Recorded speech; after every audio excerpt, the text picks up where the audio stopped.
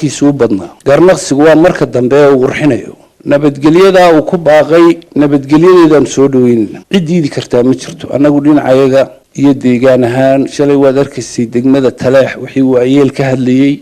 wax kasta oo nabadgelyo lagu helayo diyaar baan u nahay waliba waxaanu jecelahay inaanu iyaga ka caawino oo cooperation ka yeelano colaada ku badan dhulkooda ciidanka iyagu ay standby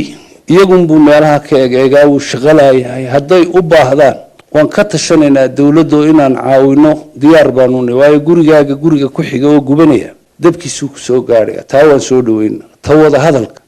hadalka waxaan leenahay waxba ku jira waxaan jecelahay walaalaha ee Puntland inay isu diyaariyaan sidii ay Soomaalidii Talyaanigu xukumi jiray oo baaba u xukumi lahaayeen annaga goboladayada iyo xuduudaha iyagu wax laga wada hadlayo maaha African Charter ka sheegaya shirkii London ee Soomaaliya iyo Somaliland ku wada hadleen baa sidii aad u wada noolaan lahaydeen inaad ka wada hadashaan leeyri ka wada hadla waxaanu diyaar u nahay sidaan Djibouti iyo Ethiopia u wada noolahay inaanu iyagana u wada noolaano iyagana waxaan ugu baaqayaa intay labadan gobol ee leeyihiin qabiil baanay ay ku dhegdhegayaan inay gaalkacyo mideeyaan Soomaali siday u xukumi lahaayeen oo xamar laga xukumi kari waayay inay ku tashadaan oo gaalkacyo midnimadeeda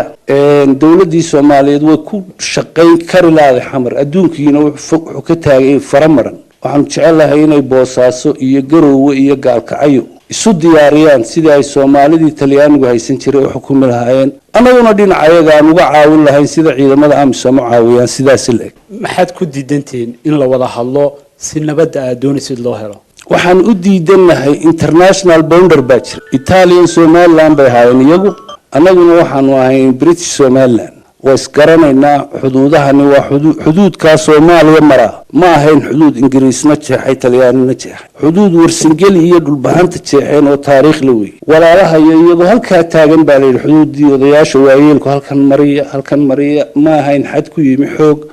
حد قالت تمج ما هين حدود قبيل كدجن مش ورسنجل هي البهان أي طليان جاي إنجليز كهريره كتشوجان بيهيدو تلقي ما هكو إثيوبيا جيبوتي عرفت ولا مري. دي قبيل كي شرط حقيب كم إذا ما أنت يقولون يعني أنتي كان نقدان كور. دي قبيل شرط شوجي كان تضمن بعد دورتي إما كلام سكولاني مصبي حين إن لحدا نكون كبلان بعد دورتي كم بتشورة تقول دورتين بعد الراعي. بتلان هبنا.